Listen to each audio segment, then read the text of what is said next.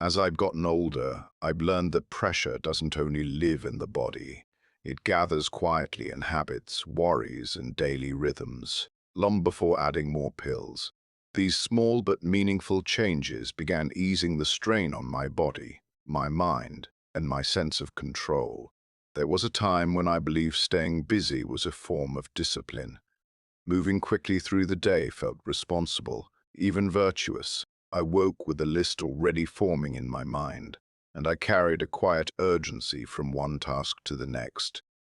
I rarely questioned that pace because it had followed me for most of my adult life. Slowing down felt unfamiliar, almost uncomfortable, as if I was stepping out of rhythm with the world. What I did not realize then was how deeply that constant urgency was shaping my body. Pressure does not always announce itself with obvious signals. Sometimes it builds quietly, sustained by habits that feel normal simply because they are familiar. I did not feel panicked. I did not feel overwhelmed in the dramatic sense. I simply felt driven, as though each moment needed to be filled or managed. As I grew older, my body began asking for something different. The requests were subtle at first, a tightness that lingered longer than it used to, a sense of restlessness that did not disappear even when the day was done. Mornings felt rushed before they even began, and evenings carried a residue of tension that sleep alone could not fully release. I did not immediately connect these feelings to pressure. I thought of them as signs of age, or perhaps just the cost of staying engaged with life. It took time to see the pattern clearly. The more I rushed, the more my body stayed on alert. The more it stayed on alert, the harder it was for pressure to settle. My days were full, but they were not gentle. There were few transitions, few pauses, few moments where my nervous system was allowed to stand down. The first real change came not from adding anything new, but from removing a single assumption that everything needed to happen quickly. I began experimenting with slowing the edges of my day, not the responsibilities themselves, but the way I entered and exited them. I allowed mornings to open without immediately checking the time or the news. I sat for a moment before standing. I noticed my breathing before speaking. These small shifts felt insignificant at first, but my body responded almost immediately. There is something powerful about intentional slowness. It sends a signal to the nervous system that there is no immediate threat, no need to brace or rush. When that signal is repeated consistently, the body begins to trust it. Muscles soften, breathing deepens. The internal pressure that comes from constant readiness begins to ease. I noticed that when I moved more slowly between activities, my thoughts followed. I was less reactive, less likely to jump ahead mentally. The day felt more spacious, even though I was doing the same things I had always done. The difference was not in the content of my life, but in the pace at which I lived it. One of the hardest parts of this change was releasing guilt. Slowing down felt at times like I was neglecting something important. I had spent so many years equating speed with competence that calm felt suspicious. But as I paid attention to my body, it became clear that the old pace was no longer serving me. What once felt productive now felt draining. Pressure thrives on urgency. It feeds on the belief that everything matters equally and must be handled immediately. When I began choosing what truly needed my attention and what could wait, my days became less compressed, not empty, but balanced. I also learned the importance of transitions. Moving directly from one demand to another kept my body in a constant state of readiness. By inserting brief pauses between activities, even just a few quiet breaths, I allowed my system to reset. These pauses did not disrupt my day, they supported it. Over time, slowing down became less of an effort and more of a rhythm. I no longer had to remind myself constantly. My body began to anticipate calm instead of urgency. Even in situations that required focus or decisiveness, I noticed that I could respond without tightening. Pressure no longer surged automatically. It rose and fell more gently. There was a dignity in the shift that surprised me. Slowing down did not make me less engaged with life. It made me more present within it. Conversations deepened. Meals tasted better. Even difficult moments felt more manageable when I was not rushing through them. I began to understand that pressure is not only influenced by what we consume or avoid, it is shaped by how we move through time. When the days lived as a series of emergencies, the body adapts accordingly. When the day is allowed to unfold with intention, the body finds steadiness. This change did not eliminate pressure entirely. Life still brings challenges, decisions, and moments of strain. But the baseline shifted. I no longer carried a constant sense of urgency into every hour. My body had room to settle, and in that settling, pressure found less ground to build upon. As slowing down became a natural part of my days, another truth emerged. Much of the urgency I had been carrying was not about tasks at all. It was emotional. Old worries, unresolved tensions, and unspoken feelings had been fueling that internal pressure for years. Slowing the day allowed those feelings to surface, and once they did, I could no longer ignore the weight they carried. That realization led me to the next, deeper change, one that required not just adjusting my pace but releasing emotional burdens I had been holding far too long. Once my days began to slow, something else made itself known. In the quiet spaces I had created, emotions I had managed to keep at bay for years started to surface. They were not dramatic or overwhelming, but they were persistent. Old disappointments, unresolved conflicts, regrets I thought I had already accepted. I realized that much of the pressure I carried did not come from my schedule alone. It came from emotional weight I had learned to live with without question. For a long time, I believed strength meant carrying on without complaint. I grew up in a time when emotions were something you managed privately, if at all. You did what needed to be done, and you didn't linger on feelings that couldn't be easily resolved. That approach served me in many ways. It allowed me to build a life, raise responsibilities, and keep moving forward. But it also taught me to store emotions rather than process them. Those stored emotions did not disappear. They settled quietly in the body. As I grew older, my capacity to carry that weight changed. Situations that once rolled off me now lingered. Conversations replayed themselves in my mind long after they ended. Small frustrations felt heavier than they should. I began to see that unresolved emotional tension keeps the body in a subtle state of alert. It is not always obvious, but it is constant. And constant alertness feeds pressure. I noticed this most clearly in moments of stillness. When the day finally slowed, my mind did not immediately rest. It returned to old scenes, things I wished I had said differently, choices I questioned, relationships that never found proper closure. These thoughts were not new. They had been with me for years.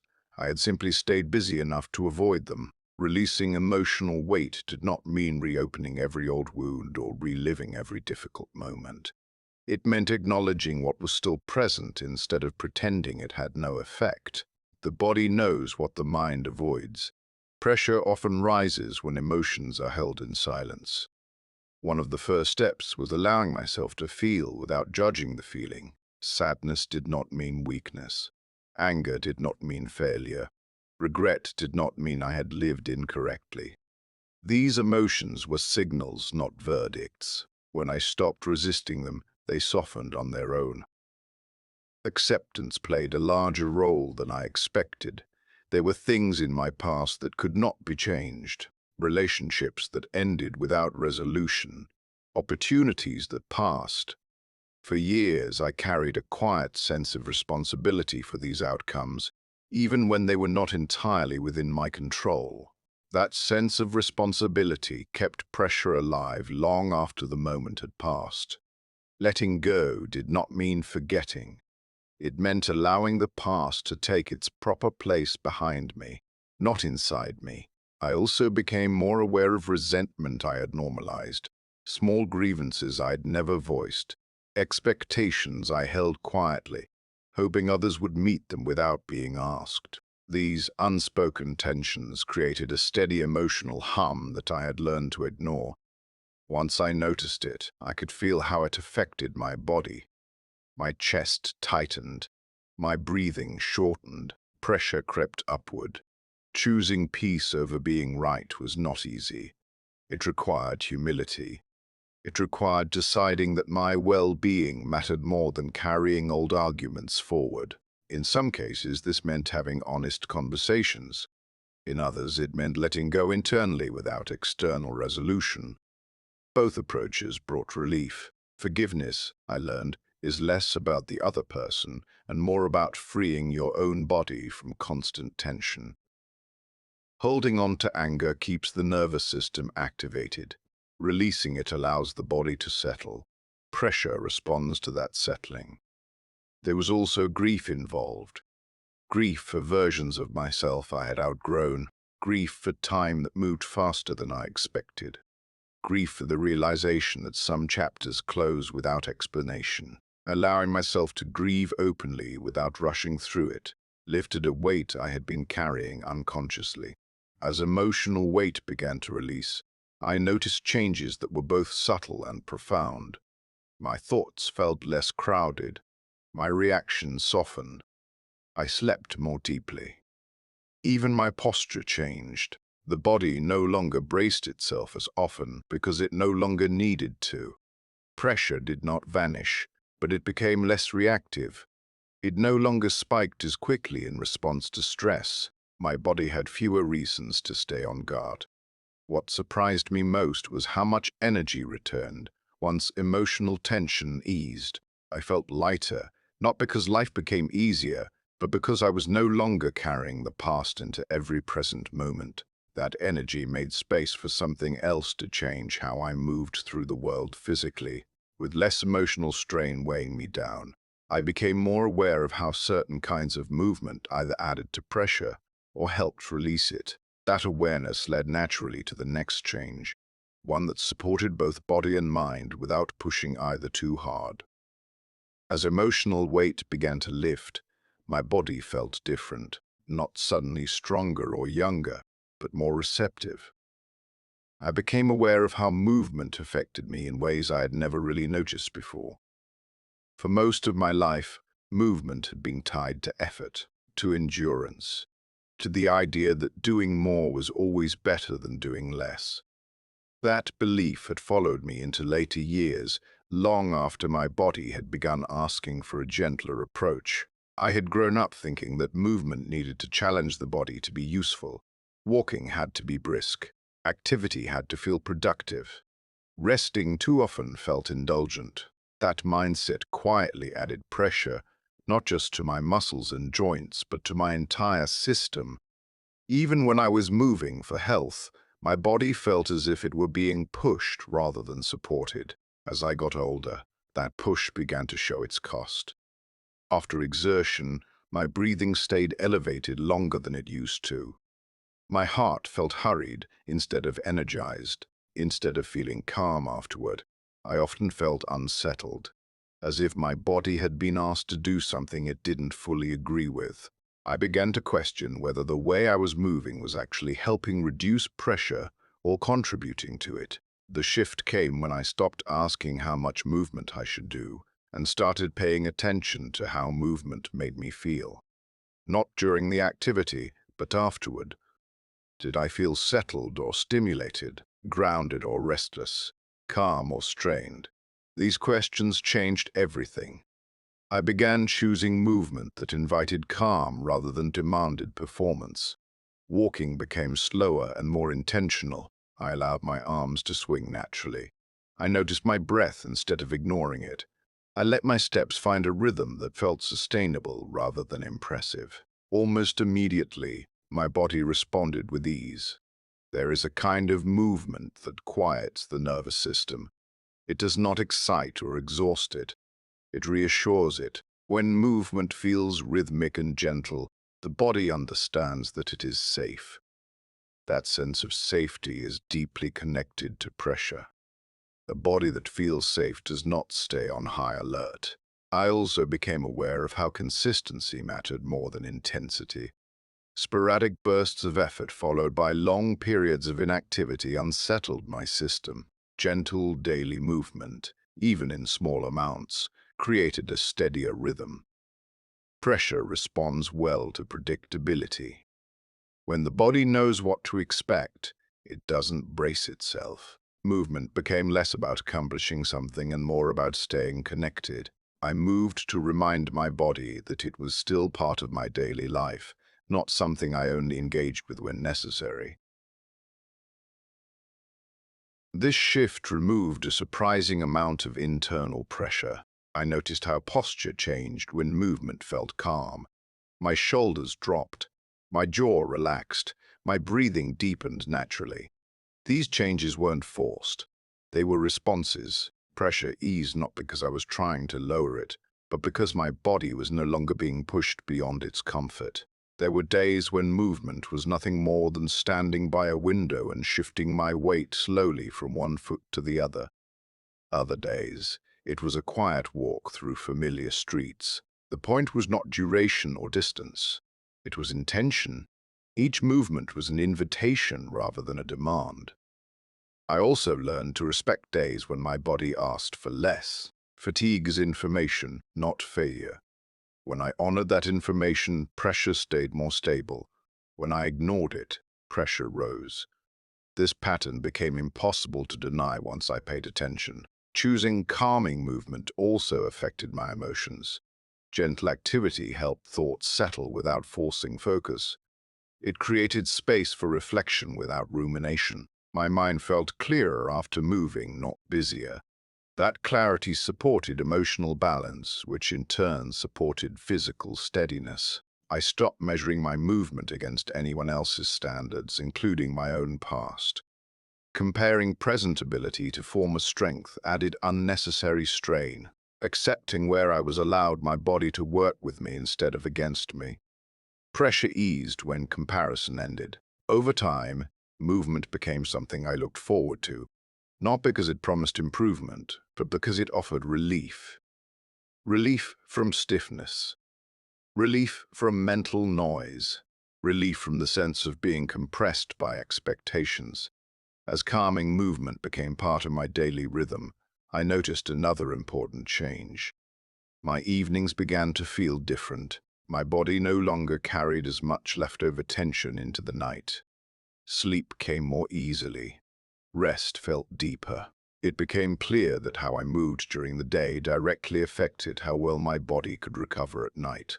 That realization led me to the next change, one that required protecting the hours after the day was done.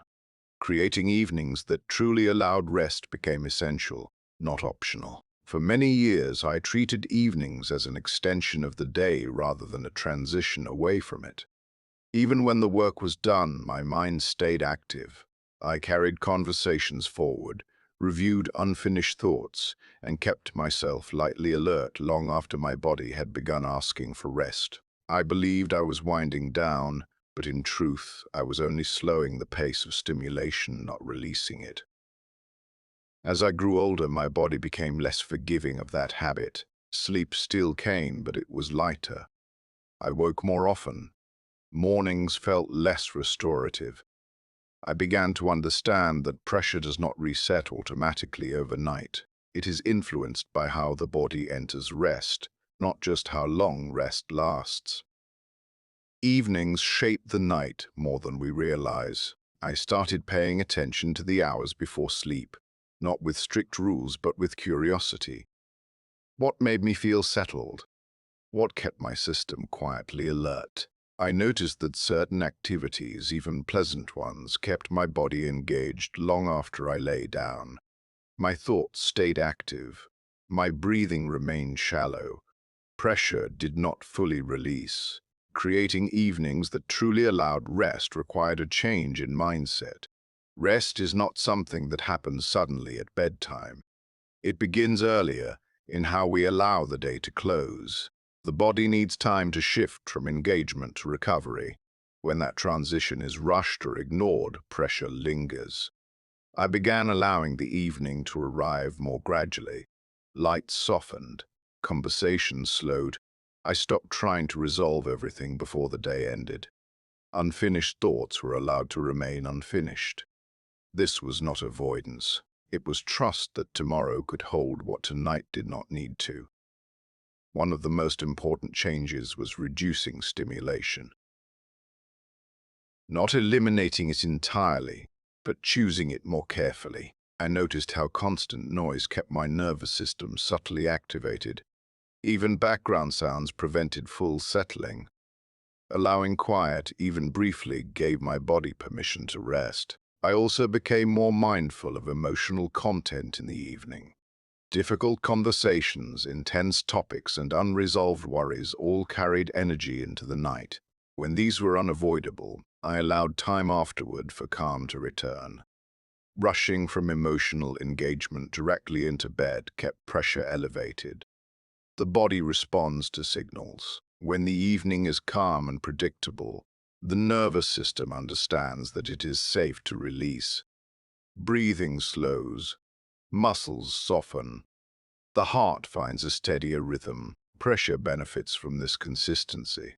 Sleep itself began to change, not dramatically, but noticeably. I woke less often. When I did wake, my body returned to rest more easily. Mornings felt less heavy. These changes reinforced the importance of evening care. I also learned to respect my body's timing. Staying up later than I should, even occasionally, disrupted my rhythm more than it once did.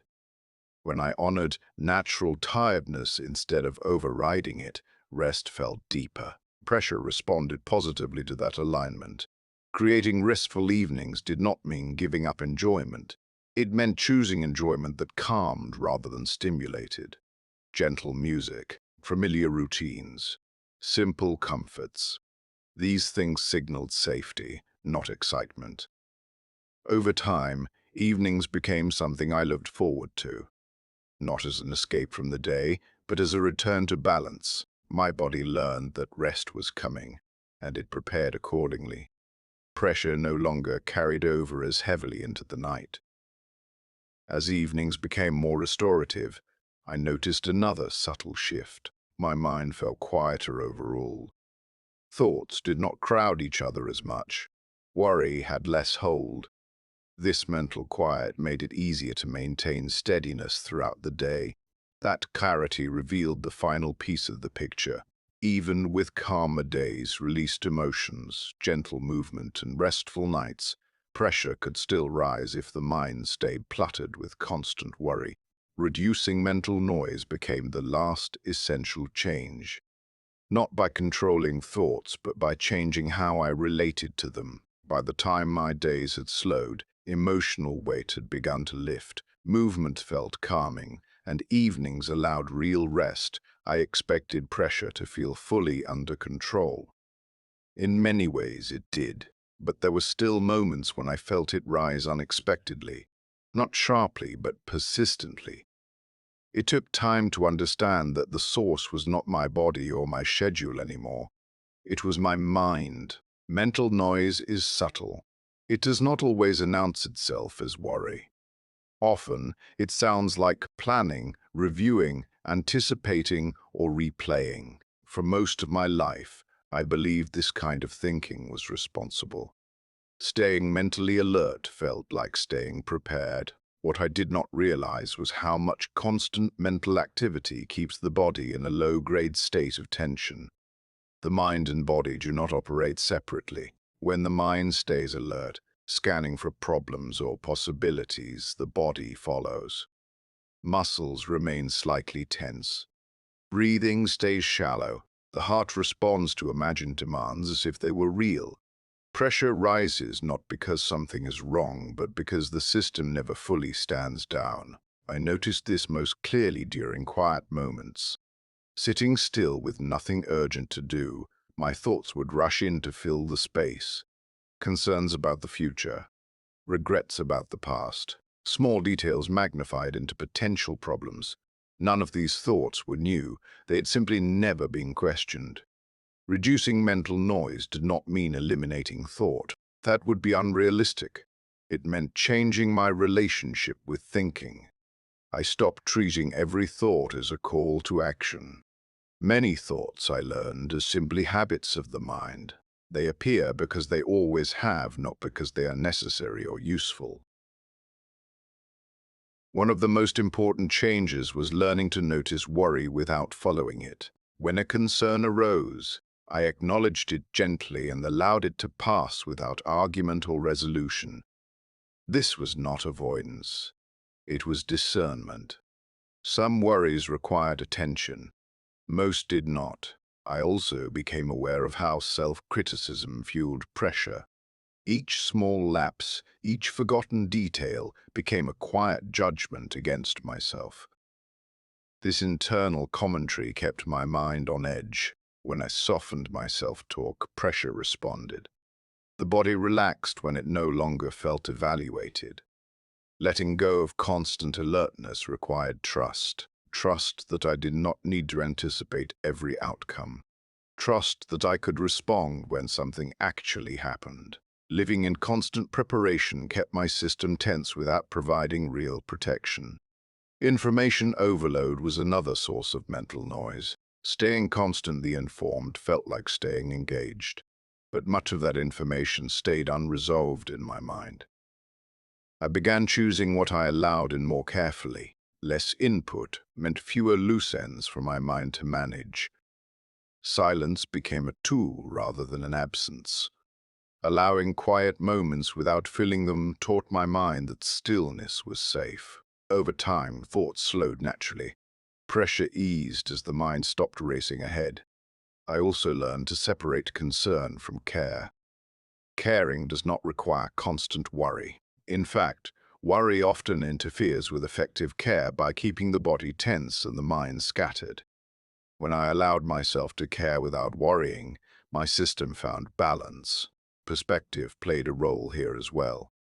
Aging brings uncertainty, and uncertainty invites worry. Accepting that some things cannot be controlled freed my mind from trying. Pressure decreased when I stopped demanding certainty from life. Reducing mental noise did not make me disengaged, it made me clearer. When thoughts mattered, I addressed them fully. When they did not, I let them go.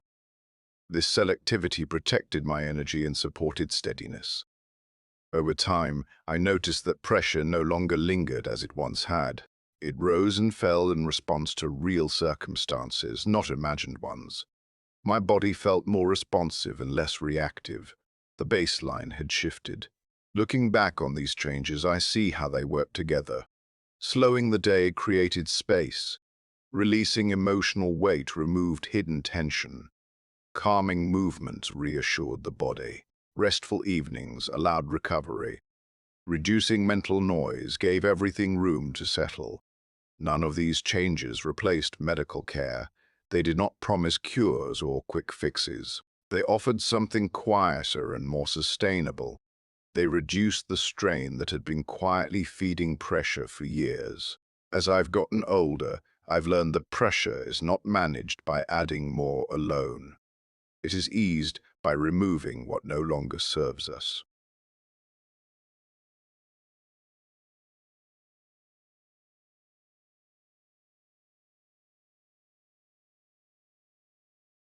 These changes did not make my life smaller, they made it steadier.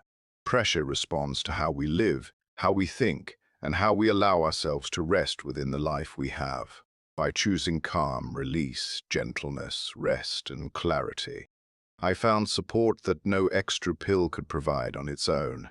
And in that balance, I found not just lower pressure, but a deeper sense of peace, one that feels earned, honest, and sustainable as I continue moving forward.